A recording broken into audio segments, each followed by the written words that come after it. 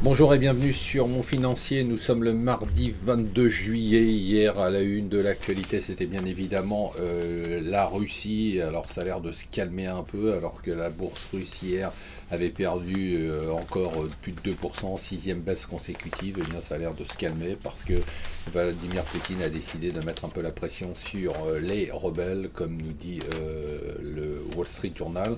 Du coup, les marchés ce matin sont plutôt un peu remontés, surtout après une journée un peu difficile hier. Eh bien, l'Asie ce matin remonte, et même les marchés chinois remontent, alors que pourtant on a une nouvelle qui est assez explosive, c'est-à-dire que la dette chinoise est aujourd'hui à 250% du PIB, la dette totale.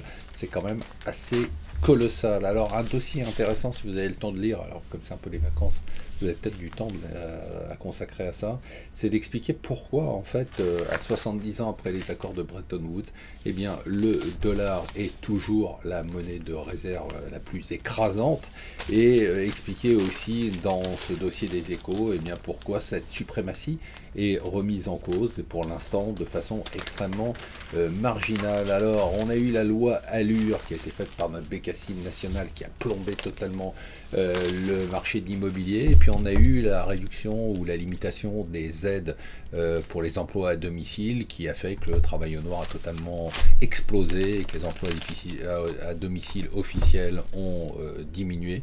Eh bien, on essaye comme d'habitude de revenir sur ce qu'on a fait, de défaire ce qu'on a fait, et du coup, pour l'instant, on a une nouvelle mesure, un coup de pouce fiscal, mais qui ne suffira pas tant il est marginal. Barack Obama, comme d'habitude, ne bouge pas.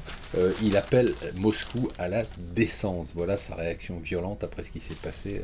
Un avion civil est démoli, et lui, il appelle Poutine à la décence. Et enfin, intéressant, quand tout le monde se prend pour Batman, vous savez que Gotham City, ce bureau d'analystes qui a fait tomber la boîte GoWex, et bien maintenant tout le monde essaye de faire tomber une boîte. Il y a beaucoup de bureaux d'analyse qui lancent des rumeurs, des diffamations, des informations fondées ou infondées contre certaines sociétés. On va avoir beaucoup d'agitation sur quelques petites boîtes cotées qui vont faire l'objet de pas mal de rumeurs. Voilà, restez avec nous sur Mon Financier.